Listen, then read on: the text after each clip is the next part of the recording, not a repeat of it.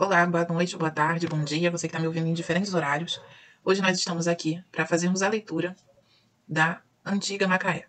É um texto que está disponível no site da Prefeitura de Macaé e é muito útil para quem vai fazer o concurso.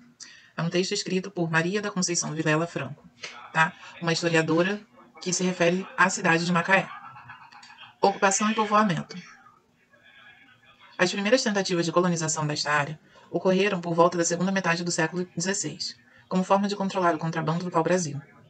Ao incorporar a região ao seu projeto de colonização, a coroa portuguesa dava início à distribuição de 6 marias, para as ordens religiosas e para particulares. O objetivo era de estabelecer núcleos populacionais que pudessem desbaratar os contatos travados entre os estrangeiros e os indígenas, conquistar os índios e torná-los súditos aliados da coroa. Devido a isso, e com base na análise da historiadora Márcia Amantino, pode-se constatar que a ocupação da capitania da Paraíba do Sul, entre os séculos XVI, XVII e XVIII, se deu em meio a inúmeros conflitos em função do controle sobre as terras e as riquezas. Tensões que foram causadas pelo contrabando de madeira realizado por estrangeiros, e também pela chamada hostilidade dos índios guarulhos, e pelo mal-estar existente entre religiosos e colonos. Nos primórdios de sua história, Macaé integrou a capitania de São Tomé, mais tarde denominada de Capitania da Paraíba do Sul, cuja donatoria fora concedida a Pero de Góis, quando, em torno do ano 1548, desistiu da capitania, temendo ataques dos índios goitacás. Em 1619, seu filho Gil de Góis também renunciou à posse da capitania, que, no início do século XVII, foi requerida pelos 7 capitães. Nela, instalaram currais e choupanas e, anos depois, lavoura de cana-de-açúcar, atividades que inaugurariam a ocupação colonial e o povoamento deste território. Em 1630, foi solicitado pelos padres da Companhia de Jesus a posse de uma sesmaria situada na região da capitania da Paraíba do Sul, em terras localizadas entre os rios Macaé e Leiripe, atual Rio das Ostras, as quais constituiriam futuramente parte do território macaense. Segundo Alberto Lamego, no século XVIII, os jesuítas criaram 2 engenhos para a lavoura de cana, um próximo à foz do Rio de Janeiro, do Rio Macaé, mais tarde denominado de Fazenda de Macaé ou de Santana, mais próximo ao litoral, e outro na Fazenda de Emboacica. O primeiro ficava em torno da Capela de Santana e o da Fazenda de Emboacica também possuía um oratório, delimitando as fazendas como estabelecimentos religiosos. Ao estudar o cotidiano dos homens que investiram na capitania da Paraíba do Sul no século XVIII, Sheila de Castro Faria constatou que este período foi o momento em que a cidade, citada região, passou de atividade pecuária e da cultura de alimentos a atividades destinadas ao abastecimento do mercado interno para a exportação da cana-de-açúcar.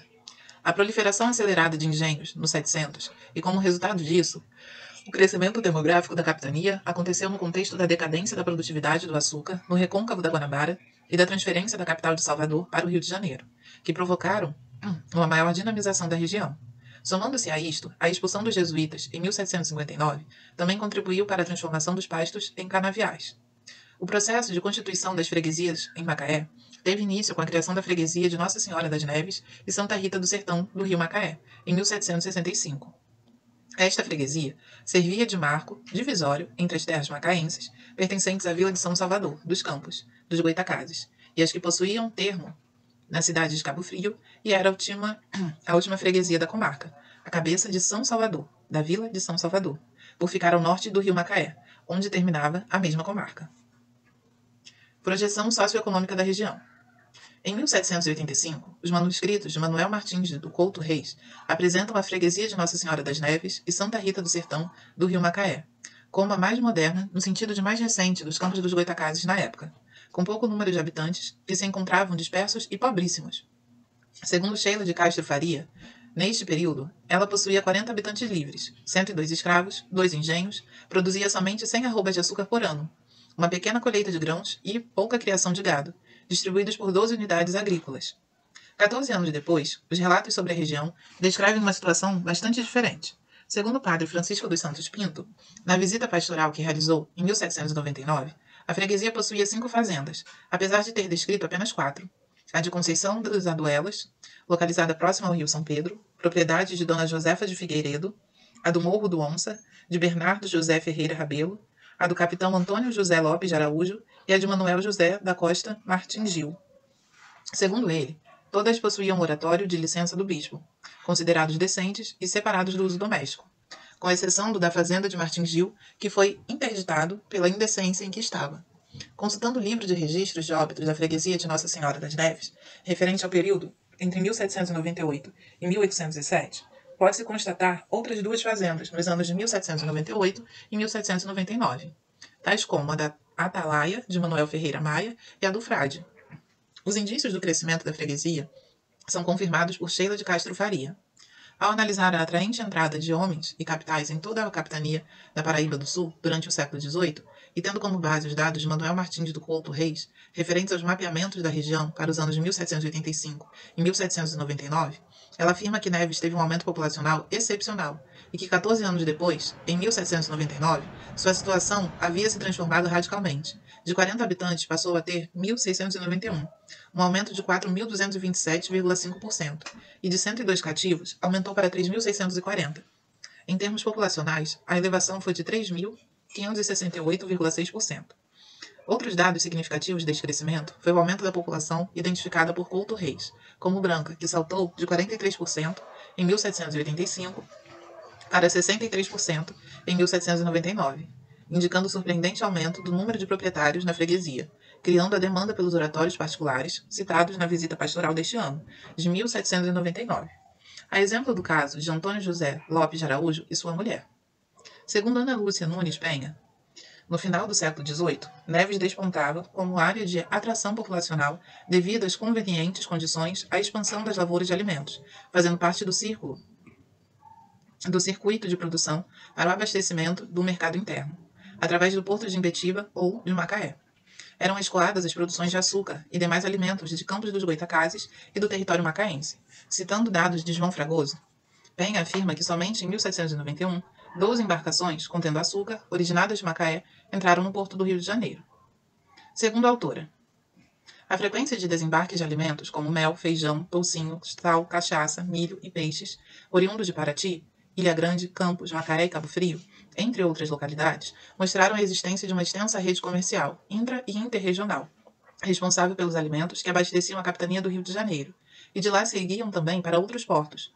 Através de inúmeros exemplos, João Fragoso mostrou que na colônia havia uma necessidade estrutural da existência de unidades agropecuárias, ligadas à produção mercantil para o abastecimento.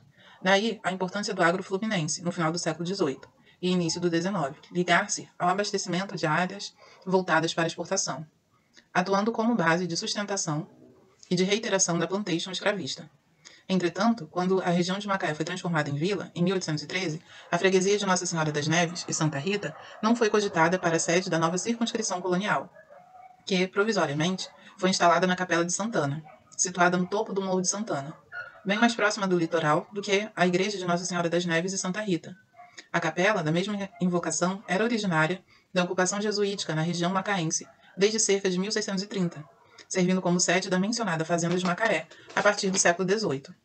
No processo de sequestro dos bens dos jesuítas na região, em decorrência da expulsão da ordem, as terras da fazenda foram arrematadas, em 1776, por Gonçalo Marques de Oliveira, mestre caldeireiro, que morava na Rua dos Pescadores, na cidade do Rio de Janeiro. Segundo Lamego, quando foi feito o sequestro da fazenda de Macaé, constatava existir na igreja de Santana uma irmandade, pia batismal, sacrário, santos óleos e paramentos. No adro, em frente à mesma, havia um cemitério dos escravos. Do oposto, percebe-se que a Capela de Santana representava um núcleo de vivência do catolicismo na localidade, ainda que não se constituísse uma igreja paroquial, talvez por esta representatividade, e é claro que com o objetivo de valorizar suas terras. Gonçalo Marques de Oliveira solicitou e obteve, em 13 de abril de 1778, o breve batismo papal, que declarava privilegiado para sempre o altar de Santana, o qual foi mandado cumprir por sentença e edital no ano seguinte. Em decorrência de dívidas, em 1795, Gonçalo Oliveira vendeu metade da fazenda de Macaé para o capitão Bento José Ferreira Rabelo, morador em Campos dos Goitacazes, onde vivia do engenho de açúcar. Na composição dos bens vendidos estava incluída a Capela de Santana, onde se celebrava o santo sacrifício da missa, em cuja área também estavam localizados o adro e o dito cemitério. Em 1812, os herdeiros dos bens do capitão Bento José Ferreira Rabelo cederam a capela para ser elevada a curato e servir, provisoriamente, de matriz, do mesmo modo que o terreno em volta do templo foi cedido para servir de adro. A criação da vila de São José de Macaé. Durante um longo período de tempo, a região que em 1813 passou a constituir o município de Macaé esteve ligada à vila de Campos dos Goytacazes e à cidade de Cabo Frio. Neste ano, através do alvará de 29 de julho, passou a condição de arraial para de vila de São José de Macaé, São João, de Macaé. Segundo Alberto Lamego, a criação da vila de São João de Macaé se relacionou à intenção dos seus moradores em dissipar as inconveniências e vexames que sofriam por falta de pronta administração da justiça, pois quando dela necessitavam, uns eram obrigados a procurar na cidade de Cabo Frio e outros na vila de São Salvador, distanciadas de 19 a 30 léguas, respectivamente. Esse fato é que teria levado seus moradores mais ilustres a efetuarem um pedido junto ao príncipe regente para a criação da vila de Macaé. Já nas memórias de José Carneiro da Silva, o visconde de Araruama, a criação da vila teria sido influenciada pela proximidade do sargento-mor João Luís P. Viana, junto a Dom João, e pelo seu interesse em valorizar as terras da antiga fazenda Macaé. Tendo em vista seu parentesco com a família Ferreira Rebelo, proprietária das terras da antiga fazenda de Santana, o sargento-mor teria solicitado a fundação da vila e aquelas terras passariam a compor o núcleo urbano da cidade de Macaé. Em retribuição ao benefício, o nome escolhido para a nova vila foi uma forma de render homenagem ao príncipe regente Dom João. Diante disso, é relevante reafirmar que, em Macaé, a elevação à condição de vila precedeu a criação da freguesia na cidade litoral, num episódio singular no processo que determinava a formação de novas vilas naquela época, como já afirmara Paulo Quinaus. O que, talvez, se explique pela ação do sargento-mor João Luís P. Viana, junto ao príncipe regente. Mas, para além destes interesses privados, não se pode ignorar que tal promoção vinha responder ao crescimento econômico da região, como assinalamos anteriormente. Em sua passagem pela região de Macaé, em 1816, Saint-Hilaire descreveu a formação urbana da recém-criada vila como um núcleo que já representava um ar de vida raramente notado, situado na barra do rio Macaé, que dividia a vila em duas partes desiguais, a margem direita ao lado sul e a margem esquerda ao lado norte. Segundo Saint-Hilaire, a nova vila era vista como uma área de pouca significação, podendo ser comparada, se não uma pequena aldeia da França, e que a sua passagem para a cidade e sede de termo teria ocorrido em confiança do seu futuro desenvolvimento. Com relação à paisagem urbana macaense, o naturalista francês verificou um desenvolvimento crescente, voltado para a margem direita do rio Macaé. Aí existiriam 70 ou 80 casas com cobertura de cômodos, pequenas e baixas, localizadas separadamente umas das outras. No lado sul da cidade, existiam numerosas casas comerciais e várias casas residenciais, todas bem cuidadas e bem conservadas, anunciando a boa abastança de seus proprietários. Existia ainda, na margem direita, uma grande praça em formação, onde foi erguido o Marco da Justiça, que servia para classificar a cidade na ordem judiciária e administrativa. Este lado da vila estava localizado próximo à Capela de Santana. Segundo Ana Lúcia Nunes Ferreira, estas observações do viajante sinalizavam para o início da expansão do café na vila de Macaé e arredores, que se verificaria em fins da década de 1820, antecipando a maior proporção que a cultura cafeeira teria entre o final do século XIX e o início do século seguinte. Tal contexto aponta para a expansão econômica que, conjugada à igual expansão do sertão, certamente contribuiu para a criação da vila. E um dado importante é que, quando da formação do município de Macaé, houve a incorporação da freguesia de Quissamã, até então pertencente a Campos dos Goytacazes, que agregou à nova vila importantes elementos da classe senhorial, dedicados à produção cafeeira. Desta produção agrícola adviria a projeção econômica e política da futura nobreza macaense, a partir de meados do século XIX, principalmente a que esteve em torno do primeiro Visconde de Araruama e seus descendentes, cujo poder e status confeririam à freguesia de Quissamã a proeminência sobre as demais freguesias do município de Macaé. O processo de urbanização da vila. A partir da segunda metade do século XIX, se deu um processo de expansão urbana da vila de São João de Macaé, planejado e projetado pelo engenheiro Henrique Luiz Niemeyer Bellegarde. Segundo Paulo Quinaus, o projeto urbano de Bellegarde apresentava 3 grandes ruas paralelas que acompanhavam o sentido da foz do rio junto ao mar e que cortavam a área urbana de modo longitudinal. Estas 3 vias, a Rua da Praia, junto à foz do rio, a rua principal chamada Direita e a Rua Formosa, que se dirigia ao interior, eram cortadas por ruas transversais, formando as ligações do mar ou do rio com o interior. O projeto se completava ainda com a criação de 2 praças colocadas nos extremos da área urbanizada, a Praça da Alegria, junto à foz do rio, e a Praça da Matriz. Ainda para Quinaus, O resultado da composição urbanística acima descrita formava uma imagem da cidade em quadras, de espaço ordenado pela geometria, conferindo ao espaço urbano um sentido de regra, medida local da construção da ordem social, em conformidade com a planta, apresentada pela equipe de Bellegarde, e que permite identificar a expansão urbana retratada por Quinaus. De certo modo, o advento do processo urbanístico macaense se deve aos desdobramentos do desenvolvimento econômico iniciado na primeira metade do século XIX. Desde final do século XVIII, a economia macaense estava voltada para o comércio interno e a produção de alimentos. O adensamento demográfico da região foi impulsionado pela atração da população livre que buscava condições favoráveis à expansão das lavouras de alimentos. A agricultura cafeeira foi extremamente importante para a economia macaense durante o século XIX. Na última página do documento tem um mapa da cidade, do Rio, chamado Planta da Cidade de Macaé. Muito obrigada por ouvir.